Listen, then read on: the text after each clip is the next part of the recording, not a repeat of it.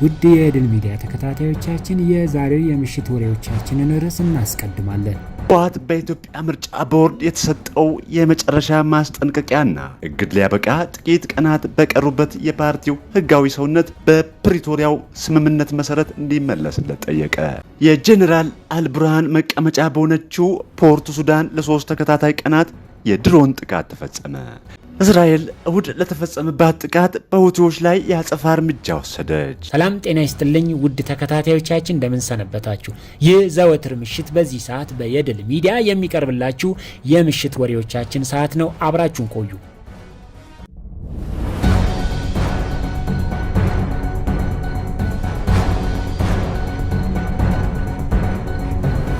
ህወሓት በኢትዮጵያ ምርጫ ቦርድ የተሰጠው የመጨረሻ ማስጠንቀቂያና እግድ ሊያበቃ ጥቂት ቀናት በቀሩበት የፓርቲው ህጋዊ ሰውነት በፕሪቶሪያው ስምምነት መሰረት እንዲመለስለት ጠየቀ።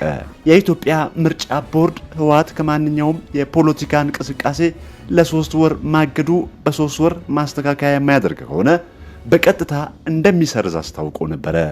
ከዚህ በተጨማሪ የህወሓት 1337 መካከለኛና ከፍተኛ አመራሮች ካደረጉት ስብሰባ በኋላ በሳምንቱ መጨረሻ ባወጡት የአቋም መግለጫ የኢትዮጵያ መንግስት የፕሪቶሪያ ውል ሙሉ በሙሉ ለመፈጸም ቁርጠኛ አይደለም ብለዋል። አደራዳሪው አካላትም ቢሆን ትጥቅ ፍቱ ከማለት ውጪ ስምምነቱ በሙሉ እንዲፈጸም የሚያሳዩት ፍላጎት ውሱን ነው ሲል ህወሓት ወቅሷል። 1337 የሚሆኑ በዶክተር ደብረጽዮን ገብረ ሚካኤል የሚመራው ህወሓት መካከለኛና ከፍተኛ አመራሮች ለቀናት ካደረጉት ውይይት በኋላ በሳምንቱ መጨረሻ በበርካታ ጉዳዮች ላይ ያላቸውን አቋም ያንጸባርቁበት መግለጫ በማውጣት ስብሰባቸውን አጠናቀዋል። ከፓርቲው ህጋዊ ሰውነት መመለስ ጋር በተገናኘ ከኢትዮጵያ ብሔራዊ ምርጫ ቦርድ እንዲሁም የኢትዮጵያ መንግስት ጋር ውዝግብ ውስጥ ያለው በዶክተር ደብረጽዮን የሚመራው ህወሓት ፓርቲው በኢትዮጵያ ብሔራዊ ምርጫ ቦርድ እንደ ፓርቲ ምዝገባ የማካሄድ ፍላጎት እንደሌለው በድጋሚ አስታውቀዋል። የትግራይ ጊዜያዊ መንግስት አካታች አይደለም ብለዋል ተቃዋሚዎቹ። የኢትዮጵያ ምርጫ ቦርድ ኃይል መሰረት ባደረገ የአመጽ ተግባር ላይ መሳተፍ የሚል ምክንያት በመጥቀስ በ2013 ዓመተ ምህረት ህወሓትን ከፓርቲነት ሰርዞ የነበረ ሲሆን ከሰላም ስምምነቱ በኋላ ቦርድ ባለው ነሐሴ 3 ቀን 2016 ዓመተ ምህረት ህወሓት የክልል ፓርቲ ሆኖ እንዲንቀሳቀስ በልዩ ሁኔታ የምዝገባና የህጋዊ ሰውነት ማረጋገጫ ምስክር ወረቀት ሰጥቶት እንደነበር ይታወሳል። ይሁንና የተሰጠው ፈቃድ ተከትሎ ሊፈጽማቸው የሚገቡ ተግባራት ባለማከናወኑ ህወሓት ለ3 ወራት ምንም አይነት ፖለቲካዊ እንቅስቃሴ እንዳያደርግ የኢትዮጵያ ብሔራዊ ምርጫ ቦርድ እግድ ማስተላለፉ፣ ማስተካከያዎች ካልተደረጉ ደግሞ ፓርቲው ከ3 ወራት በኋላ በቀጥታ እንደሚሰረዝ ባለፈው የካቲት 6 ቀን 2017 ዓመተ ምህረት ማስታወቁ ይታወሳል። ይህ ቀነ ገደብ በመጨረሻው ሳምንት ግንቦት 5 ቀን 2017 ዓመተ ምህረት የሚጠናቀቅ ሲሆን የምርጫ ቦርድ የስካውን ሂደት የተቃወሙት በሳምንቱ መጨረሻ ስብሰባ ላይ የሰነበቱ የህወሓት ከፍተኛና መካከለኛ አመራሮች የፓርቲው ህጋዊ ሰውነት በፕሪቶሪያው ስምምነት መሰረት እንዲመለስ ጠይቀዋል። በትግራይ የተፈጠረው ፖለቲካዊ ቀውስ የህወሓት መካከለኛና ከፍተኛ አመራሮች የፓርቲያችን ህወሓት እውቅና በሚመለከት በትግራይ ህዝብ ልብ ታትሞ ያደረና በትግራይ ህዝብ የሚወሰን መሆኑን እናምናለን። ይሁንና ባጋጠመን ወረራ ምክንያት የፓርቲያችን ህጋዊ እውቅና በኢትዮጵያ መንግስት ተሰርዞ ቆይቶ በፕሪቶሪያ ስምምነት መሰረት ወደ ነበረበት ሊመለስ ተወስኖ መጨረሻ ያገኘ ጉዳይ መሆኑ የታወቀ ነው። በተደጋጋሚ የኢትዮጵያ ምርጫ ቦርድ የፕሪቶሪያ ስምምነት በሚጻረር መልኩ ወደ ተራ ቴክኒካዊ ጉዳይ ወርዶ ፓርቲያችን እንደ አዲስ እንዲመዘገብ ባካሄደው ህዝባዊ ትግል ምክንያት እንደ አማጺ እንዲታይ ተደጋጋሚ ጫና ለማድረግ መሞከሩ እየተቃወመን አሁንም በፕሪቶሪያ ስምምነት መሰረት የፓርቲያችን ህጋዊ ሰውነት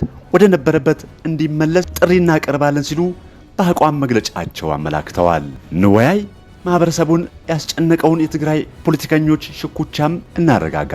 ከዚህ በተጨማሪ የህወሓት መካከለኛና ከፍተኛ አመራሮች በርካታ ጉዳዮች በዳሰሱበት የአቋም መግለጫው የፕሪቶሪያ የሰላም ስምምነት በሙሉ እየተተገበረ አይደለም ያሉ ሲሆን የውሉ ፈራሚ የሆነው የኢትዮጵያ ፌዴራል መንግስት ለስምምነቱ ትግበራ ቁርጠኛ አልሆነም ሲሉም ወቅሰዋል። የህወሓት ካድሬዎች በአቋም መግለጫቸው ውስጣችን ተፈጥሮ በቆየ ብሔራዊ ክህደት ምክንያት በኢትዮጵያ መንግስት በኩል ለስምምነቱ አፈጻጸም ቁርጠኛ ባለመሆኑ ምክንያት አደራዳሪ አካላትም ቢሆን ትጥቅ ፍቱ ከማለት ውጪ ስምምነቱ በሙሉ እውነት እንዲፈጸም የሚያሳዩት ፍላጎት ውስን ነው። እነዚህ ችግሮች ተደራርበው ስምምነቱ እስካሁን ሙሉነት አልተተገበረም ብለዋል። የትግራይ ጊዜያዊ አስተዳደር ባወጣው አዋጅ በክልሉ የተቋቋመው ተቃዋሚ ፓርቲዎች በአቶ ጌታቸው ረዳ የሚመራ ህወሓት ክንፍ አባላት፣ ሲቪክ ተቋማትና ሌሎች የተካተቱበት የትግራይ ጊዜያዊ ምክር ቤት የተቃወሙት እነዚህ ከ1300 በላይ የሚጠሩ የህወሓት መካከለኛና ከፍተኛ አመራሮች የህዝብን ህገ መንግስታዊ ስልጣን የሚጥስ እንዲሁም በህዝባችን ላይ የተጫነ ነው ሲሉ ኮንነውታል። ከዚህ በተጨማሪ ለምርጫ ዝግጅቶች እንዲደረጉም ጥሪ አቅርበዋል።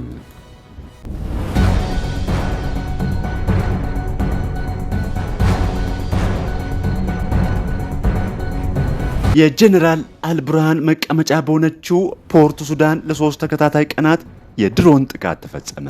በሱዳን ወታደራዊ ኃይል የሚመራው መንግስት መቀመጫ በሆነችው የወደብ ከተማ ፖርት ሱዳን ለ3ኛ ተከታታይ ቀናት የድሮን ጥቃት ተፈጸመባት። በሱዳን የእርስ በርስ ጦርነት ከተቀሰቀሰ በኋላ የፈጥኖ ደራሽ ኃይሉ አይሎ አብዛኛውን ካርቱም ሲቆጣጠር በጀነራል አብዱል ፈታህ አልቡርሃን የሚመራው የሀገሪቱ ጦር ኃይል መቀመጫውን ወደ ፖርት ሱዳን አዙሮ ቆይቷል። ከሳምንታት በፊት የሀገሪቱ ጦር በፈጥኖ ደራሽ ኃይል ላይ የበላይነት በማግኘት በርካታ የካርቱም ክፍሎችን መቆጣጠር ከቻለ በኋላ ነው ተከታታይ የድሮን ጥቃቶች በፖርት ሱዳን ላይ ተፈጸመው። ፖርት ሱዳን የወታደራዊ ኃይሉ መቀመጫ ከመሆኗ ባሻገር በጦርነቱ ሳቢያ በከባድ ሰብአዊ ቀውስ ውስጥ ለሚገኘው የሱዳን ሕዝብ የሚደርስ እርዳታ የሚተላለፍባት የወደብ ከተማ መሆኗ ይታወቃል። ለ3 ተከታታይ ቀናት በከተማዋ ላይ የተፈጸመውን ጥቃት በተመለከተ የሱዳን ጦር ኃይል ተቀናቃኙን የፈጥኖ ደራሽ ጦር የከሰሰ ሲሆን ቡድኑ ግን እስካሁንም ጥቃቱን ስለመፈጸሙ ኃላፊነቱን አልወሰደም ተብሏል። በፖርት ሱዳን የተፈጸመውን የድሮን ጥቃት በተመለከተ ዋናውን የመርከቦች መግቢያና መውጫ ወደብና ከአየር ጥቃት ለመከላከል ማረፊያውን ጨምሮ በከተማዋ ካሉ ከበርካታ ቦታዎች ከፍተኛ ጥቁር ጭስ ሲወጣ መመልከታቸውን የዓይን እማኞች ተናግረዋል ብለዋል። በከተማዋ በተደጋጋሚ በተፈጸሙት የድሮን ጥቃቶች ምክንያት ጉዞዎች መደናቀፋቸውም ተነግረዋል። የድሮን ጥቃቶቹ ከወደቡ እና ከአየር ማረፊያው በተጨማሪ የኃይል ማመንጫና ሆቴልን ኢላማ አድርጓልም ተብሏል። ቀደም ሲል በድሮን የሚፈጸሙ ጥቃቶች በዋናነት ኢላማ የሚያደርጉት የነዳጅ ማከማቻና ወታደራዊ ጦር ሰፈሮችን እንደነበረ ታውቋል። አሁን ግን የተለያዩ ተቋማት በድሮን ጥቃት እየተመቱም እንደሚገኙ ተገልጿል። ጥቃቱ መፈጸም እስከጀመረበት ከ3 ቀናት በፊት ድረስ በፖርት ሱዳን ውስጥ በመቶ ሺዎች የሚቆጠሩ ተፈናቃይ ሱዳናውያን ነበሩ። ከ2 ዓመት በላይ የዘለቀው የእርስ በርስ ጦርነት አሁን እየተባባሰ የመጣው ጥቃት ሕይወታቸውን የበለጠ ያመሰቃቀለው እንደሆነም ተገልጿል። 2 ዓመት ባለፈ የጦር ሰራዊቱና የፈጥኖ ደራሽ ኃይሉ ከባድ የእርስ በርስ ጦርነት በ10 ሺዎች የሚቆጠሩ ሰዎች የተገደሉ ሲሆን ከ12 ሚሊዮን በላይ ሕዝብ ደግሞ ከመኖሪያው ተፈናቅሏል። በፈጥኖ ደራሽ ኃይሉ ላይ ወታደራዊ ድሎችን እያገኘ የመጣው የሱዳን ጦር ሰራዊት ባለፈው ወር አብዛኛውን የዋና ከተማ ካርቱም ክፍሎች በቁጥጥር ስር ማስገባቱ የገለጸ ቢሆንም ጦርነቱ ቀጥሏል። የጀነራል አልቡርሃን የሚመራው የሀገሪቱ ጦር ኃይል በካርቱም የሚገኘውን ቤተ መንግስት መቆጣጠሩን ተከትሎ መንግስት መመስረቱን ያስታወቀ ሲሆን ባለፉት ሳምንታት ቤተ መንግስቱ በጀነራል ዳጋሎ በሚመሩት ፈጥኖ ደራሽ ኃይሎች ተደጋጋሚ የድሮን ጥቃት ደርሶበታል። ካርቱም የተገፉት ፈጥኖ ደራሽ ኃይሎች በበኩላቸው ጀነራል አልቡርሃን የሱዳን መንግስትን ማቋቋማቸውን ተከትሎ ጀነራል ዳጋሎም በበኩላቸው ሌላ ትይዩ መንግስት መመስረታቸውን አስታውቀዋል። ይህም ሱዳንን ዳግም ለሌላ ዙር ክፍፍል ሊዳርጋት ይችላል ተብሎ እንደሚያሰጋ ተገልጿል። ከ2 ዓመታት በላይ በቆየው ጦርነት በተለያዩ የሀገሪቱ ክፍሎች በሰላማዊ ሰዎች ላይ የሰብአዊ መብት ጥሰቶችና ጭፍጨፋዎች መፈጸማቸውን የሚያመላክቱ ሪፖርቶች ሲወጡ ቆይተዋል። በተጨማሪም በጦርነቱ ምክንያት ሰብአዊ እርዳታ ማቅረብ ባለመቻሉ በሚሊዮኖች የሚቆጠሩ ሱዳናውያን ለችግርና ለረሃብ መጋለጣቸውን የተባበሩት መንግስታት ድርጅት አስታውቋል።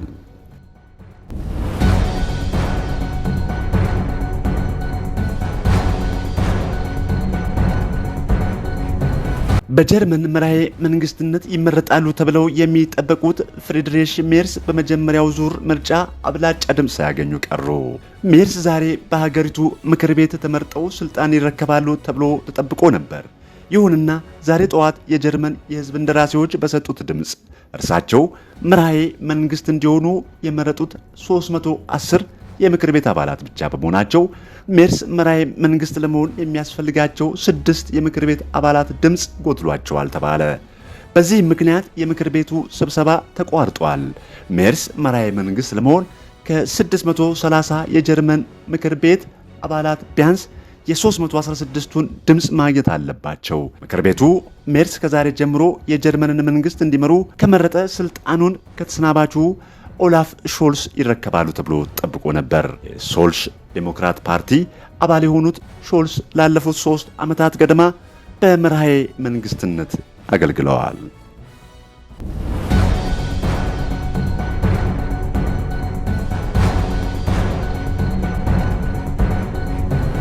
እስራኤል እሁድ ለተፈጸመባት ጥቃት በሁቲዎች ላይ የአጸፋ እርምጃ ወሰደች።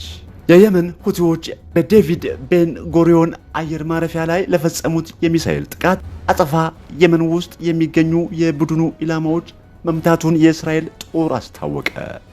የእስራኤል የመከላከያ ኃይል ጥቃት የተፈጸመባቸው ስፍራዎች በየመን ሁዳይዳ ወደብ ላይና በከተማዋ በሚገኝ የሲሚንቶ ፋብሪካ ላይ ሲሆን እነዚህም የሁቲ ኃይሎች የአቅርቦት ማዕከል ናቸውም ብለዋል። ሁቲዎች እሁድ ዕለት በእስራኤል የአየር ማረፊያ ላይ የፈጸሙትን ጥቃት ተከትሎ እስራኤል በጋዛ የምታካሂደውን ወታደራዊ ዘመቻ ለማስፋፋት ላወጣችው ዕቅድ ምላሽ አየር ማረፊያዎቿን ኢላማ በማድረግ አጠቃላይ የአየር እንቅስቃሴዎቿን እናቃውሳለንም ብለዋል። የአየር ጥቃቱን የአሜሪካና የእስራኤል የጋራ ወረራ ነው ያለው በኢራን የሚደገፈው ሁቲ እስራኤል ሰኞ ዕለት በፈጸመችው ጥቃት 21 ሰዎች ቆስለዋል ብለዋል። አሜሪካ ግን በጥቃቱ ተሳትፎ እንደሌላት አስተባብላለች። የእስራኤል የመከላከያ ኃይል የተፈጸመው ጥቃት በወደብ ላይ የቆሙ መርከቦችን ለመከላከል የተወሰደ ግልጽ እርምጃ ነው ብለዋል። ጥቃት የተፈጸመበት የሲሚንቶ ፋብሪካ የቡድኑ ወሳኝ የገንዘብ ምንጭ መሆኑንና ከመሬት በታች መተላለፊያዎችን እንዲሁም መሰረተ ልማቶችን ለመገንባት የሚገለገል ነው ብለዋል። በተጨማሪም ወደቡም ከኢራን የሚመጡ የጦር መሳሪያዎች መተላለፊያ ነው በሚል ኢላማ ሆኗል ብለዋል የእስራኤል ጦር። ጥቃት የተፈጸመበት ወደብ የመን ካሏት የባህር በሮች መካከል ሁለተኛው ትልቁ ሲሆን ወደ ሀገሪቱ ከሚገባው ምግብ 80 በመቶ በዚሁ ወደብ በኩል ነው። የተለያዩ በወደብ ከተማዋ የሚኖሩ ምንጮች ለሮይተርስ ዜና ወኪል እንደተናገሩት ከ10 በላይ ጥቃቶች በሁዳይዳ ወደብና በሌሎች የከተማዋ ክፍሎች ውስጥ በሚገኙ ስፍራዎች ተመተዋል ሲልም ገልጸዋል። ሌሎች 4 ጥቃቶች ደግሞ የሲሚንቶ ፋብሪካውን ኢላማ አድርገዋል። በሁቲ የሚመራው የጤና ሚኒስቴር ቃል አቀባይ አኒስ አልአስባሂ ቢያንስ 21 ሰዎች በጥቃቱ ጉዳት ደርሶባቸዋል ብለዋል። ሁቲዎች ጥቃቱ የተፈጸመው በአሜሪካና በእስራኤል የጋራ ጥምረት ነው ሲሉ ከሰዋል። ነገር ግን አንድ አሜሪካ የመከላከያ ባለስልጣን ለፈረንሳይ ዜና ወኪል ኤኤፍፒ ለኃይሎቻቸው እስራኤል ሰኞ በፈጸመችው ጥቃት አልተሳተፉም በማለት አስተባብላለች። ባለፈው እሁድ ሁቲዎች ተኩሰው ከቴልአቪቭ አቅራቢያ ቤን ጎሪዮን አየር ማረፊያ ወደ ዋነኛው የመንገደኞች ማስተናገጃ በሚወስደው መግቢያ መንገድ ላይ ወድቆ ነበር የፈነዳውም ፍንዳታውን ብለዋል። ባለፈው እሁድ ሁቲዎች ተኩሰው ከቴልአቪቭ አቅራቢያ ቤን ጎሪዮን አየር ማረፊያ ወደ ዋነኛው የመንገደኞች ማስተናገጃ በሚወስደው መግቢያ መንገድ ላይ ወድቆ ነበረ። በፍንዳታው 4 ሰዎች መቁሰላቸውንና ሌሎች 2 ሰዎች ደግሞ ወደ መደበቂያ ቦታ ሲያመሩ ቆስለዋል ብለዋል። የእስራኤሉ ጠቅላይ ሚኒስትር ቤንያሚን ኔታንያሁ ጥቃቱን ተከትሎ የአጸፋ እርምጃ እንደሚወስዱ ከዚህ በፊትም ጥቃት ፈጽመናል፣ ወደፊትም ጥቃት መፈጸማችንን እንቀጥልበታለን ብለዋል። ሁቲዎች በእስራኤል አየር ማረፊያ ላይ የፈጸሙትን ጥቃት በተመለከተ ኢራን እጇ እንደሌለበት ቡድኑ ጥቃቱን በራሷ ውሳኔ ያደረሰው ነው ብላለች። አሜሪካ በየመን ሁቲዎች ኢላማዎች ላይ የአየር ጥቃቶችን ስትፈጽም ቆይታለች። የቀድሞ የአሜሪካ ፕሬዝዳንት በሁቲ ኃይሎች ላይ ጥቃት እንዲፈጸም ያዘዙ ሲሆን ዶናልድ ትራምፕ ስልጣኑን ከተረከቡ በኋላም ጥቃቱ ቀጥሏል። ባለፈው ሳምንት አሜሪካ በሰሜን ምዕራብ የመን ውስጥ የሚገኘውን የስደተኞች ማቆያ ማዕከል ላይ የአየር ጥቃት ፈጽማ ቢያንስ 68 ሰዎች መገደላቸው ሁቲዎች አስታውቀው ነበር።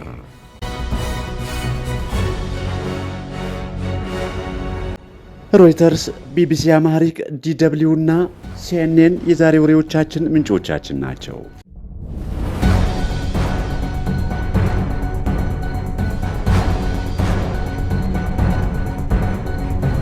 ውድ ተከታታዮቻችን ስለምትከታተሉ እናመሰግናለን። የዛሬው ወሬዎቻችን ይህን ይመስል ነበር። በሚቀጥለው እስከምንገናኝ በያላችሁበት ሰላም